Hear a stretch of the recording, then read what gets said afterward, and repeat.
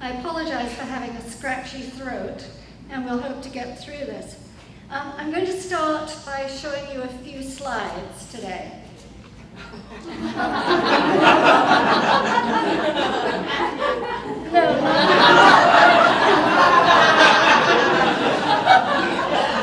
Actually, no. I'm going to talk about a different social justice movement, and that's our treatment of animals, and let you know a little bit about what PETA's doing, and if you're interested in how you can help.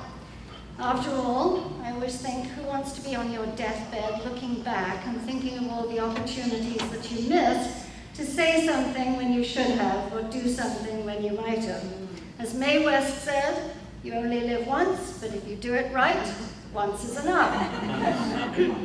I do believe in the power of the individual. And wherever I go, I'm on the road a lot, I hear people say, oh, but I'm only one person. And I think, well, so is Florence Nightingale, and so is he, Nelson Mandela, and so were all the committed people in the book I wrote called One Can Make a Difference. Just one person can make an enormous difference, including the very weird and wonderful Barbara Adams. Now, you may remember when there was the Whitewater trial in Arkansas, and Barbara Adams was called to the jury.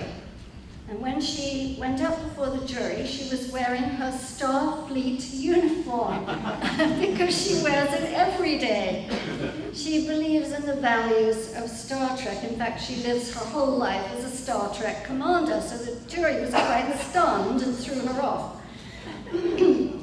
What I like about Star Trek is that it has always allowed us to look at what we're doing today as if from the future, and then decide what we need to change so that we can become more civilized. Miss Adams says this, she said, Star Trek was a model of inclusion. They put a female, a black female, on the bridge way back then, before anybody else thought to do something like that. And I think about that when you walk along waterside and you see those plaques that talk about how the ships used to come in and law enforcement used to go out and take a crowbar and jimmy open the decks looking for slaves who had escaped so they could put them back in shackles. And you think, well, we have come a long way since then, but we have never come far enough. So on Star Trek, they understood that not every life form speaks the same language or has the same customs, but they all must be respected.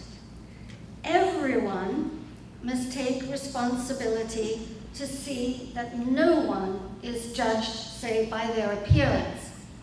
And honestly, that's what animal rights is all about. If you believe that, you have to believe in animal rights. So this is Anita Krantz.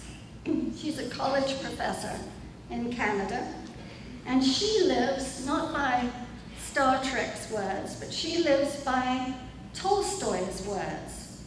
Tolstoy said, "When suffering of another causes you to feel pain, do not submit to that initial desire to flee, but on the contrary, come closer to the suffering one, as close as you can come to one who suffers, and try to help them." So one day, this was all very academic for Anita, but one day she saw a truck, one of those big semis that Smithfield uses to carry pigs to the slaughter with the metal slats. She saw one of those trucks coming into a slaughterhouse near where she worked. And she wanted not to look, but she knew that these pigs must be suffering. And so she felt that, thinking of Tolstoy's words, it was time she lived by them. So she decided to get closer. And she ended up standing at the entrance to this, what they call a processing plant, and watching the trucks roll in. And when the truck stopped at the gate, she would look through the slats at the pigs, and it was winter. And she saw that ice had formed on the metal and that the pigs were shivering, they were freezing, because that's what happens to them.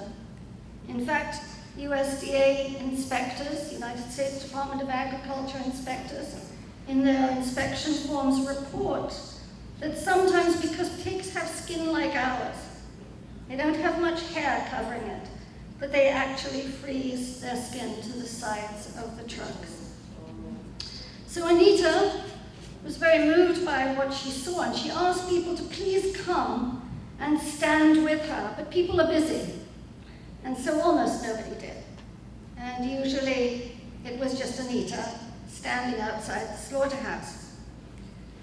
But then last summer, there was a broiling hot day, one of many, and when those trucks rolled in, she noticed that the pigs were panting, their mouths were open, and they were miserably hot. They were overheating very badly in these metal trucks that freeze them in the winter. And so what she did is she put her hands through the slats and she let the pigs drink from her water bottle. And that reminded me of the scene, I don't know if any of you saw Ben-Hur, but the scene in Ben-Hur where Jesus gives water to the slave at the well. But in Anita's case, they didn't make a movie, she was arrested. And suddenly the photo of this woman giving water mercifully to a thirsty pig went around the world. And that was a wonderful thing, because thousands of people started to think about what they were seeing and what was going on with the pigs. And quite a few people realized that it was actually their desire to eat bacon and pork chops and ham and these sorts of things that were causing those pigs to suffer. It wasn't just some big corporation that was doing it. It was a big corporation making money because there was a demand. And some people miraculously took a step and they contacted Anita, or they wrote to the websites, and they decided that they wouldn't do that anymore. They wouldn't eat pigs anymore. So sometimes when I'm traveling, if I'm in Nairobi or if I'm in Norfolk, people say exactly the same thing.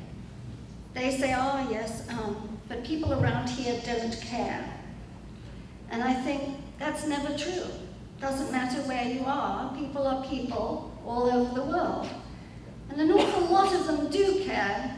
It's just sometimes that they haven't been taught about it, or they haven't thought about it. No one has spoken to them. But there are always allies for every cause out there. You just have to find them. And one of the reasons I know this is because at PETA we had a lovely volunteer years ago who grew up in the Midwest. She grew up in cattle country. And when she came home from school in the summer, she would name all the cows on the farm. She would call them, Betsy and Daisy and who knows what.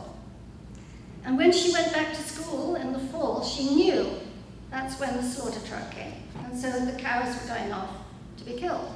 So she made her father promise her that he would never, ever serve those cows to the family, that those cows' bodies would never show up on the dining room table. And her father promised her. So here she was in the Midwest, surrounded by farms, and she thought one day, even though she knew she would be mocked, that she would tell her friend in school what she was doing. And so she did, and her friend said, and her friend grew up on a farm too, her friend said, that's extraordinary. I do the same thing. I name all the cows on our farm, and I have a promise from my family that they will never serve those cows on our table. And suddenly, of course, both of them thought, oh my, what if I'm eating your cows and you're eating our cows? And so there they were together, bonded in the middle of cattle country, and both of them decided to become vegetarians, much to their parents' chagrin. So it can happen anywhere. And I just wanted to mention what we do. Our work is not only about trying to stop cruelty in food production. For years, we've done everything from I'd rather go naked than wear fur ads, that's Gillian Anderson from the X-Files, to undercover investigations that show exactly how animals are abused for fur. And yet, people still have given every excuse in the book as to why they should continue to sell it and to buy it. But persistence pays. And this year, the biggest fur holdouts, the people who said they would never change, including Donna Karan, Gucci, Galliano, Versace, Michael Kors, Burberry, and last week Diane von Furstenberg, all went fur-free. Yes!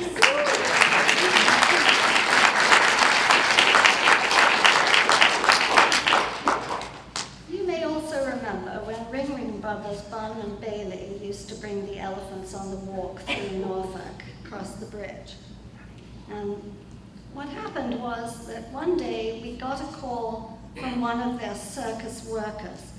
And he had promised his wife, he had cancer, it was racking his body, and he promised his wife that before he died, he would show us the photographs that he had taken when he was working for Ringling.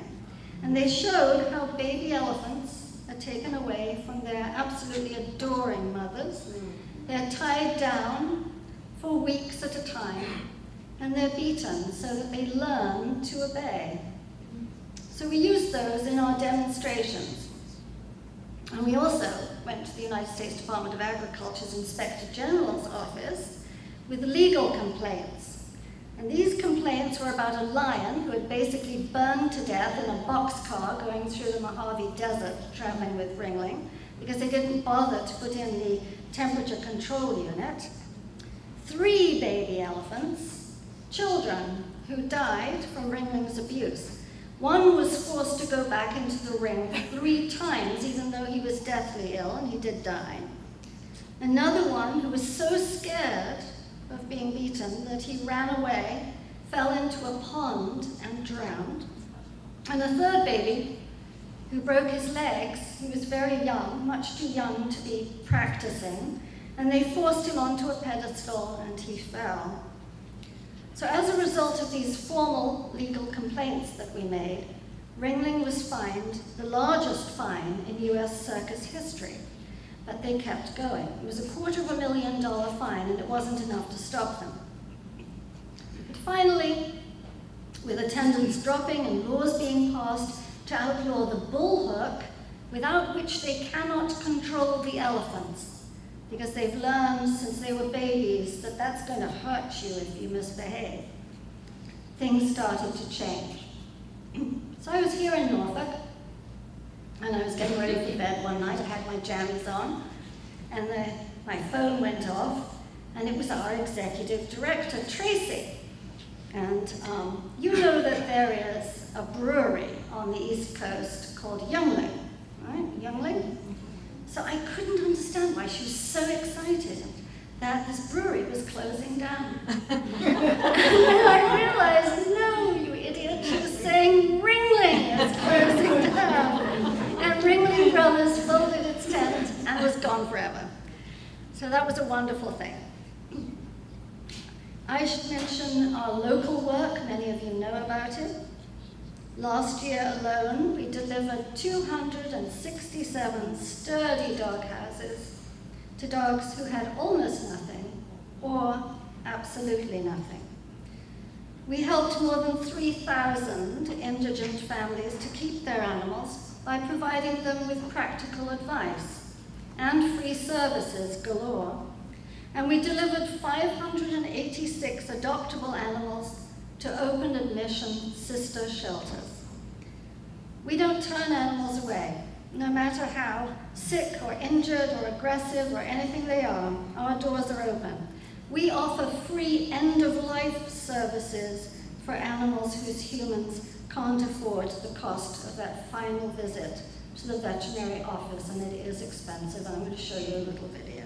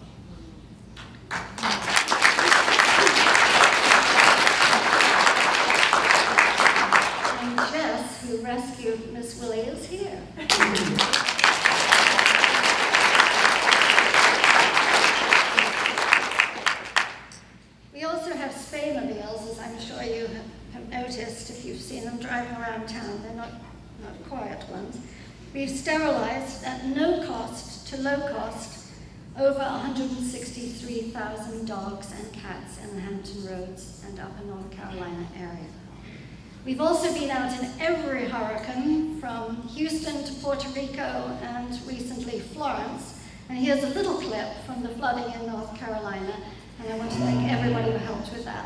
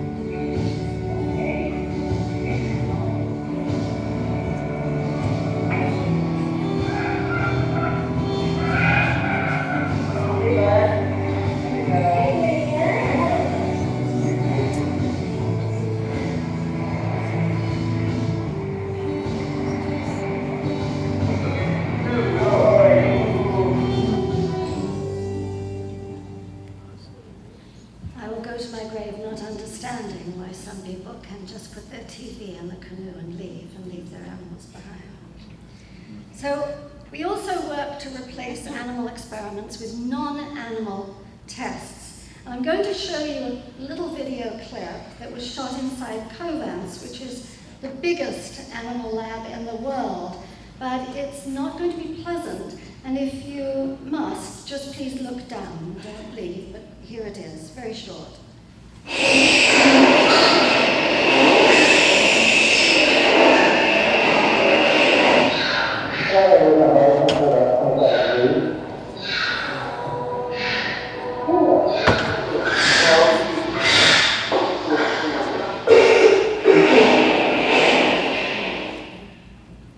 That was Covance, and some of you may remember that Covance came to Norfolk and sued us to try to stop us from being able to show that video to people.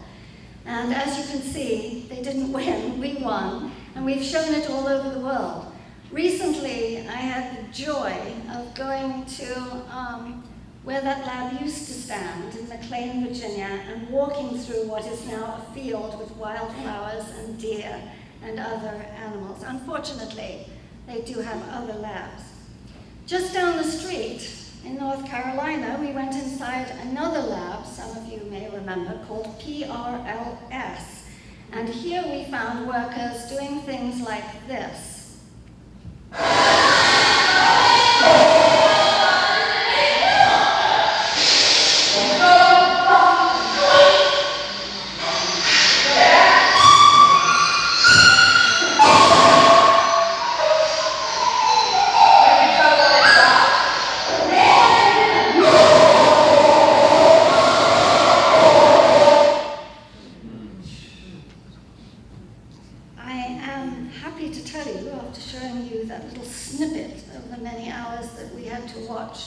Undercover investigator had to stand and film, that we closed that lab and we got all 400 of the animals out.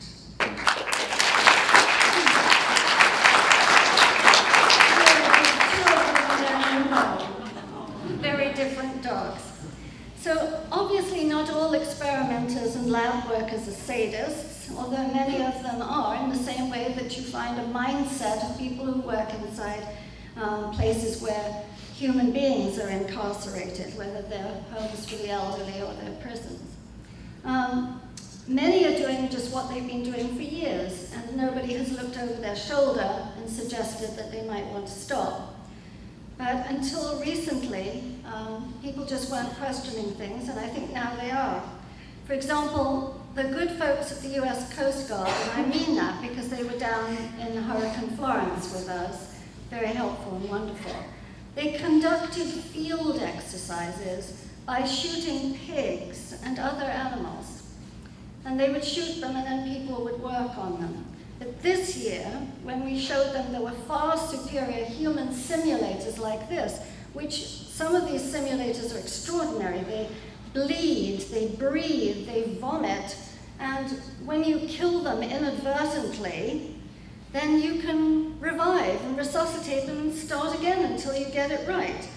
So this year, the United States Coast Guard listened to us, watched the simulators, we went to Congress, and they stopped using animals in training exercises altogether.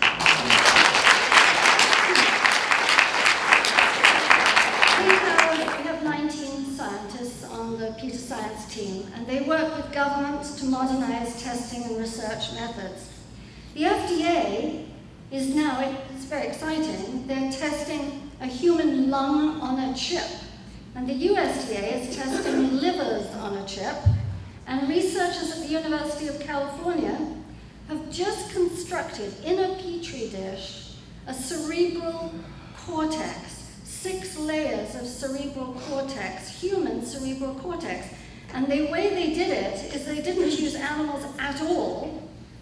They used the skin that came when human teeth were extracted and they had some left over. So it's all very exciting. And should you see, know that we've been at this for a long time, should you see a car commercial on television, please remember, Baboons and pigs used to be strapped into those high-speed chairs and slammed into walls in car crash tests. But PETA got every single car company in the world to switch to these guys. So we also work on clothing. And last year, we shot video, undercover video, very hard for the investigator to stand there and shoot this, of dogs being killed in China for leather. And I'm only going to show you just a couple of seconds because it really is too upsetting for most people to watch.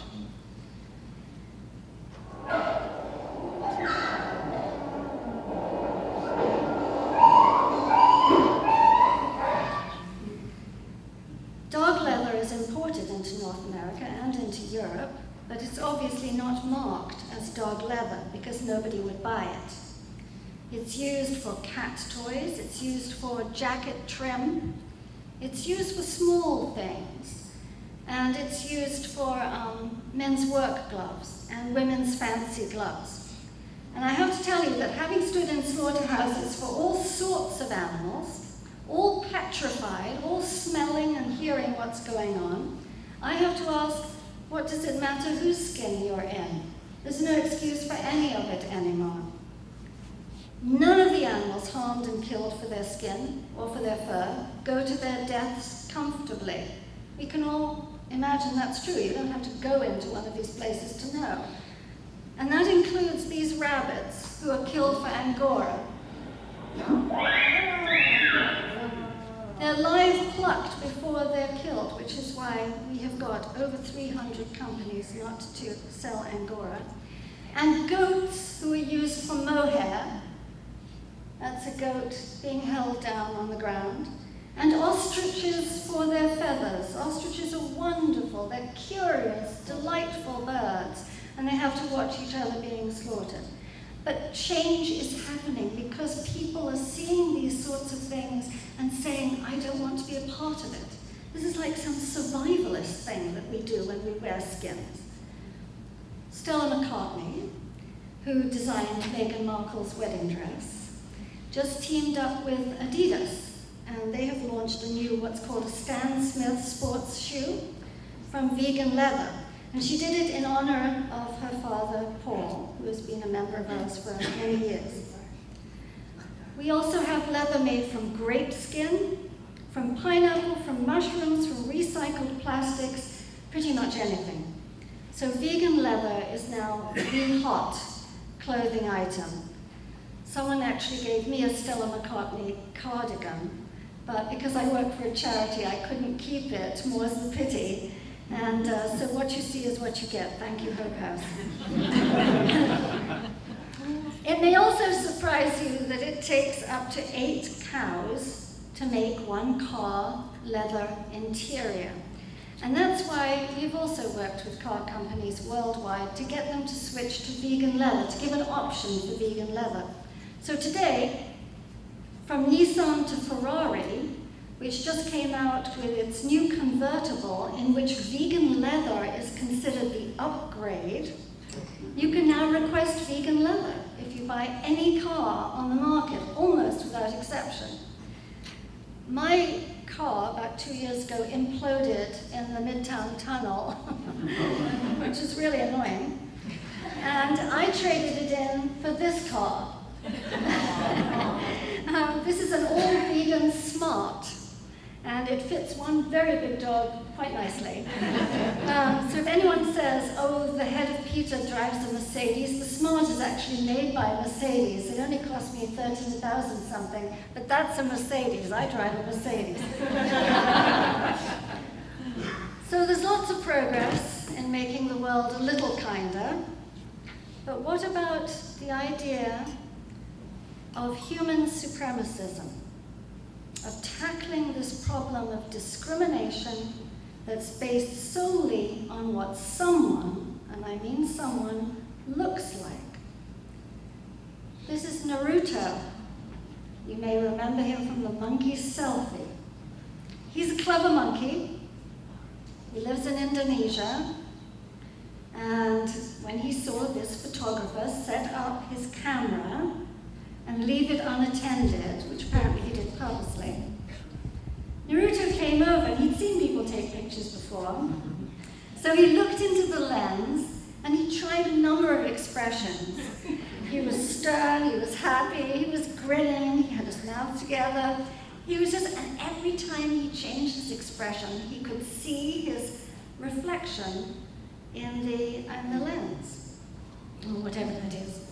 And so when he did this, he pressed the shutter every time he changed his expression. So we thought this was kind of interesting, and we sued on his behalf, because US copyright law says that the one who took the picture owns the rights to that picture. It doesn't say they have to be human. So we propose that Naruto be allowed to own property instead of just being considered property himself. Our general counsel is the great civil rights attorney, Phil Hershkoff, who, if you saw Loving versus Virginia, he was the one who took the case that overturned the ban on interracial marriage in Virginia. And what he says is this: in rights cases, first you lose, and then you lose, and finally you win. Well, we didn't win this lawsuit, not surprisingly, but in a way we did. Harvard had Jeff Kerr, our in-house general counsel, up to talk about it. It was the subject of the US Copyright Symposium last year, and we got the wildlife photographer who set up the camera to donate 25% of his proceeds going forward to the groups in Indonesia who tried to protect Naruto's habitat. So it was a win. With Star Trek, we look to the future. And I want to now take us to look back. So in the Middle Ages, Europeans went out into the big wide world and they started exploring. And they were seeing plants and they were seeing animals they had never seen before. And often they got it kind of wrong. They drew up at this chart, it's called the Great Chart of Being. And that was to show the hierarchy or ranking of all forms of life, according to them. God was put at the top. Next were angels, then kings and queens, dukes and duchesses, bishops, and on down through the ranks of nobles to commoners, tradesmen, servants, tenant farmers, beggars, pirates, thieves, and after thieves, actors. Don't ask me. Below actors, the chart, this great important chart, listed various non-humans in order of their supposed ranks. There were mammals and birds, and then insects, reptiles, and then rocks. Pet rocks, I don't know. But that chart was supposed to show everybody where everyone else stood, what the hierarchy was in the world according to this bloke. Then in the mid-1700s, a biologist, Carl Linnaeus, came along. He invented taxonomy, which is a system that we still use today. He made primates the chief category, simply because he was one, I suppose. And he subdivided humans into these 4 main varieties. And this is going to be on the test. So according to Linnaeus, we have American, by which he meant Native American. And he characterized American as red, obstinate, bad-tempered, and you might be a bit prickly if Europeans had come over and raped your women and taken your land. Next was European, which he described as white, muscular, gentle, which I don't think you could tell that to the red Americans, inventive and covered with vestments, which means he liked clothes. Then came Asians. He called them sallow, greedy, and haughty, and covered with loose garments, in other words, bad dresses.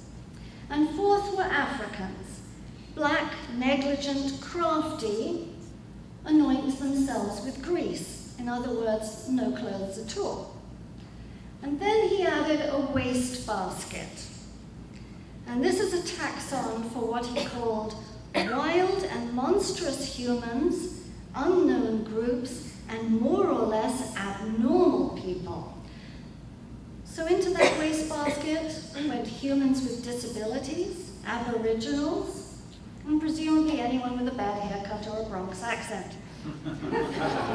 So, given all this gibberish, I have to ask, is there really the human race and then all the other animal races below it? And I just don't believe that's true. In Raleigh, very recently there was an exhibition, and it was called Race, Are We So Different? And it's making some people terribly uncomfortable. Its theme is that race is an invention of privileged humans, whereas what the exhibitor says is there is no biological evidence that supports human racial categories. They're there because they're advantageous to certain people and they allow the oppression of others.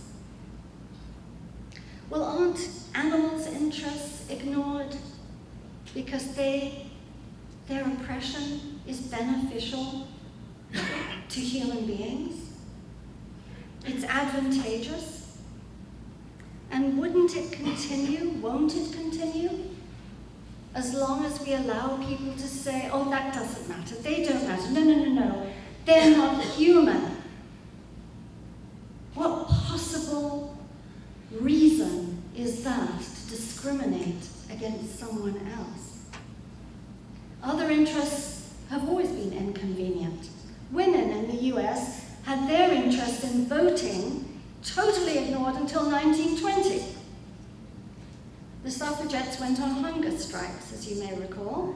They were imprisoned and they were force-fed with a funnel stuck down their throats, the same way that geese and ducks are force-fed today to make foie gras. And men stood there and they laughed at these women and they said, no, they can't vote, they're not men, they're too stupid. And back then, men honestly believed that they were vastly superior to women. They had such stupid ideas about women that women weren't allowed to participate in races, on bicycles or running, because they thought it might interfere with their maternal function. And this is always my favorite, is that women were denied access to a medical education. They were not allowed to become doctors or trained to become doctors because they might faint at the sight of blood. Just think about that for a second. So today, pigeons are considered nuisances with tiny brains, but actually they're extremely clever and they're very important. And I actually just read that pigeons are as accurate detecting breast cancer as human doctors, and they do it from pictures. That is a fact. So anyway, Alan Goodman was a biological anthropologist, and he says of racial discrimination this. He says, what determines human skin color is sunlight, vitamins, and geography. So it's absurd to use such trivial differences as skin color, eye shape, or hair texture as a basis to classify races. And this sounds very familiar to me in my line of business, because it's like saying that only those with only skin, not fur or feathers or scales, should be allowed to cage and chain and slaughter those whose skin happens to be covered. At PETA, we believe that all living beings deserve respect, all of them. What should count is feelings, emotions, and having the ability to feel pain That's what should count. You can look at these two individuals. They're the size of my thumb. I don't know if you can see them very well. We have no idea what they're thinking.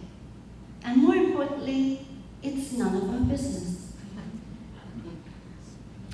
Now, in the early 1900s, whiteness was decided on what was called the one-drop rule. If you had one drop of African blood, you were black. This, I think, was, I don't know, but I think this was because if slaves were raped and there were offspring, it was expensive to bring them in the house and have to cope with them as if they were your children. And so if you didn't recognize them, then they could be sold off with all the other slave children. And that was under the one-drop rule. And we still have the one-drop rule. And that was evidenced by President Obama. Doesn't matter what your politics are. It was just an amazing step for the United States of America to elect a black president. It was a milestone. And even if you think that the idea of human races is legitimate, you have to concede this. Obama was labeled black under the one-drop rule. Because if he wasn't fully white, then he was fully black. And President Obama brushed it all off. He was very good. He just said, I'm a mutt. And underneath it all, that's what every one of us is. We're mutts, if you look back far enough. And there are many other examples of things that have been used to divide us. In 1933, the Nazis imposed their own version of the one-drop rule. What they said is, it's called the Michelin test, and if you had 1/8 of Jewish blood in you, then you were fully Jewish, which is ludicrous given that being Jewish isn't even a race. But that's what they said. So today we have animals who are genetically modified to have some human genes in them. And we do this, experimenters do it, so that they can grow human organs inside these pigs. But ethicists ask this, they say, how much human do they have to have in them before they are afforded any considerations or protections afforded to humans? And the answer is that as long as they have one drop of non-human blood, they don't count for anything. They are non-humans, door closed, very convenient. As the philosopher Jeremy Bentham said, it is only the hand of human tyranny that rejects the proposition that consideration of interests must extend beyond the human animal. For anyone who doubts how unscientific it has all been in the past, and it still is, even in learned circles, in the mid-1800s, the Anthropological Society founder was a man named James Hunt. And he accused anti-racists of being mentally diseased. And this is like, to me, a man I remember who, when we were protesting at the Scope against Ringling, came by and screamed at the top of his lungs, "You're insane! You're just insane! You're sticking up for animals and you're insane!" Perhaps he thought it was so compelling an argument that we would immediately change what we thought. This is the thing that gets shouted at us most, by the way. And that might be a question that comes up in the Q&A. That's what we hear more often. Anyway, James Hunt, this Anthropological Society founder, used to bring the meetings to order by banging on his desk with a gavel that was shaped like an African head.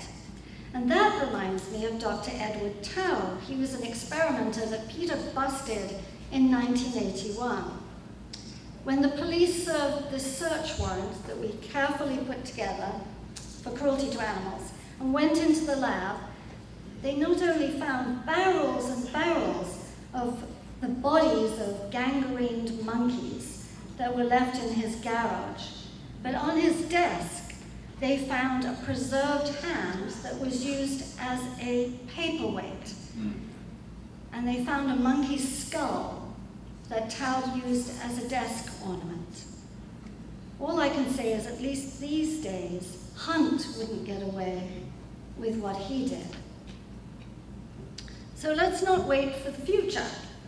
Let's challenge today's great chain of being and act in ways that show that we understand that all the other animals are as deserving of consideration as this species talking to you here. We're not asking that they be allowed to vote, although they might have done a better job. All we're asking is that they're afforded the right not to be harmed and slaughtered for a coat or a snack, an experiment to make us laugh in the circus, or as a paperweight. I am one of those supposedly superior human beings, and yet I honestly tell you, I can't remember anything that happened beyond last Tuesday, unless I apply myself. And I write things down on my hands sometimes so I can remember, and then I look at it and I think, what? Sometimes I can't even find my car keys. Yet the humble rat can remember more than 30 events in context. Fish can retain a memory for more than 7 years. Storks in Denmark don't have maps or a GPS or anyone to ask, but they fly 5,000 miles from their homes every year and return to exactly the same rooftop. The godwit, which is this tiny, tiny little bird, flies some 8,000 miles in a single journey, not stopping for rest or food for over a week. Beavers build elaborate homes in water with separate rooms for resting, for waste, and for storage. Squirrels find food without a supermarket, without a service they can call up, and they bury their nuts by the location of the stars. Well, there was recently an article that said, if a squirrel knows you're watching, they'll use sleight of hand, and they'll pretend to bury the nut there, but actually they won't. Anyway, they also figure things out, and I can't resist showing you this. It's not horrible. This little guy's been working for about 15